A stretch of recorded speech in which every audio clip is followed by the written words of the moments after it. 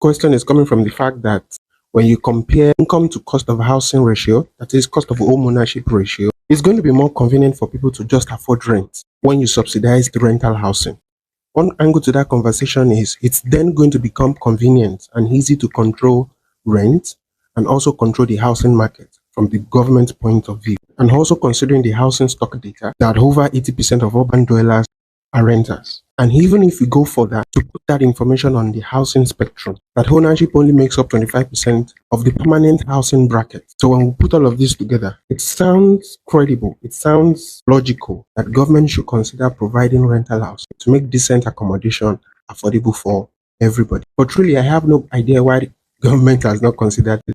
I reckon that this kind of suggestion would have propped up.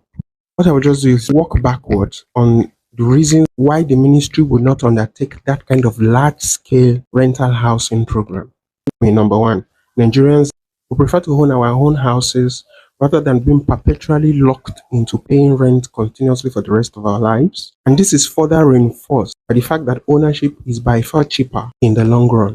The second reason, which is flip side of the cultural mindset, is the fact that we have a very poor maintenance culture. We don't value what we don't pay dearly for. And if what happens on the back end of large scale rental housing is a big headache of facility management, that means the government has to consider hiring, staffing, personnel, machinery, salaries, the entire works. And that begs the question that at what price point will rent counter the cost of maintenance, salaries, and even return a little profit the ministry can use to create more housing?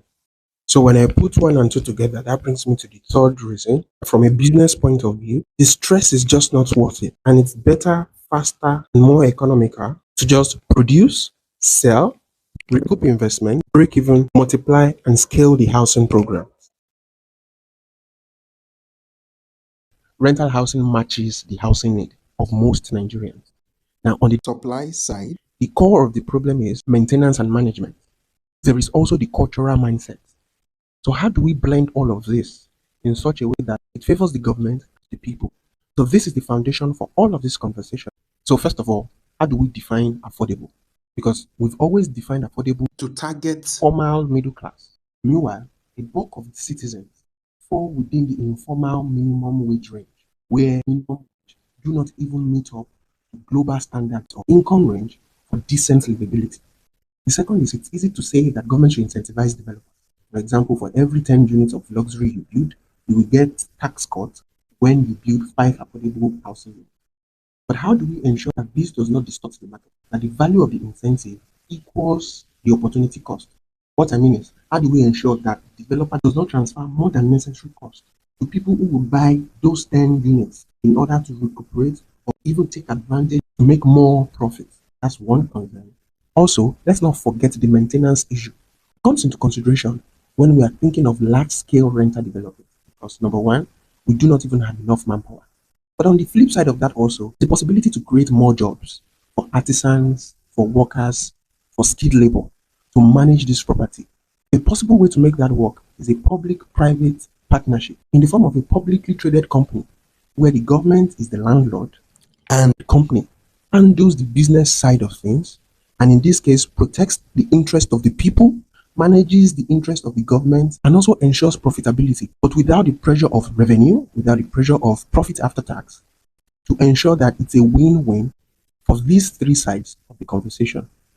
There is a lot in that to unpack, but I hope you get the point that this will then unlock possibilities of soft funding from the likes of pensions, investment funds, in a framework that makes it easy for the landlord, the government, to maintain the properties, make money, and return profits to the people, which are the owners and residents of these properties.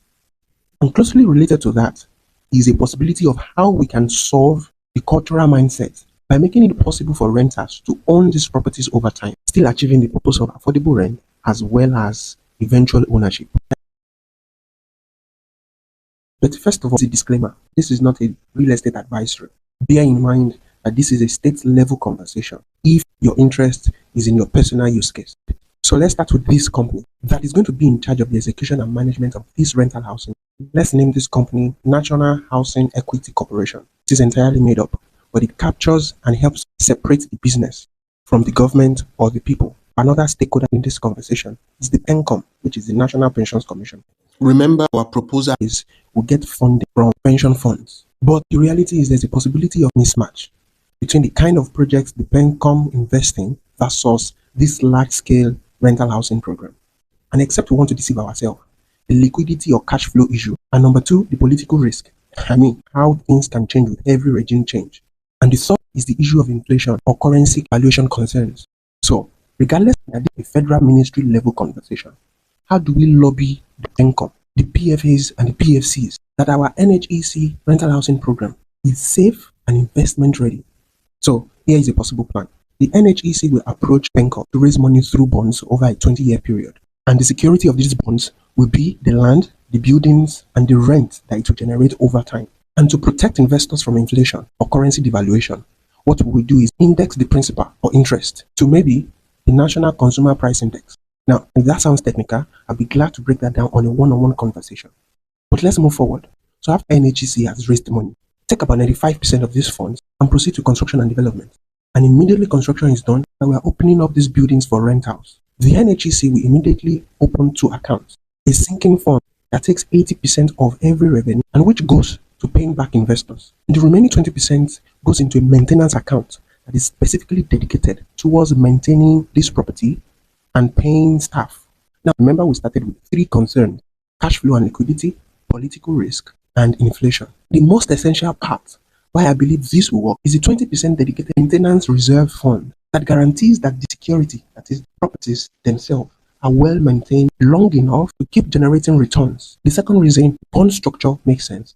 It helps us to predict from the beginning and keep stable the rate on this investment, which helps the NHEC to keep the rent affordable as well as ensure continuous steady cash flow. And this predictability is linked to the third reason that protects such investment from whatever political change, because the NHEC can now run independently out of the national budget.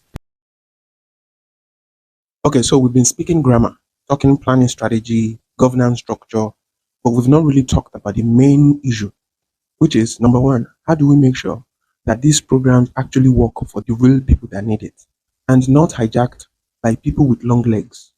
And two, how do we ensure that people don't abuse these houses? Because I believe this is the fine line between how we will keep it long lasting and how all this grammar that we've been speaking will actually make sense. And I guess the reason for saying that is the fact that for this to actually work, we need to take it to the grassroots. Because really in itself, we shouldn't even be looking to the federal for housing solutions, because the real problems and their true solutions are in the grassroots. So maybe first of all, we need to look away from the federal structure and take this solution to the grassroots. So number one, to ensure that these programs actually trickle down to the original people that need it, we need to take it to the local government, LCDAs, and autonomous society level, where everyone knows everyone. And through existing social communities like age groups and cooperative societies, we can connect these kinds of interventions to the original people that need it. And as I have always stressed, the need to engage the media as a means of reaching the people and communicating government policies or government agenda at large. And also important is the role technology can play in this, in helping us connect and filter identities with their financial history or earning power. But to truly achieve this, it means we need to get our identification, census, and even house numbering right to ensure that the right people get the right intervention. And I guess with that, that leaves us with the bigger question of how to ensure that this policy is not abused. Because say you have the biggest funding, the wrong tenants can undo all that you've done. So as a part of this governance structure, it is important to pay attention to how are we going to build and maintain an ownership mentality within the residents. If you remember, while we were discussing the governance structure, we proposed that this rental housing program will be open to the people in a PPP structure that allows the target beneficiaries to be equal partners, equal owners, and equal residents in this housing program. And since many people, especially those in the formal sector, are already contributing to the housing fund, we can capitalize on this and encourage more people within the informal sector to join this contributory structure to foster a sense of ownership within the residents. So I agree, these ideas are here and there because obviously one road does not enter market. And so, as always, let's keep the conversation going and I hope this helps.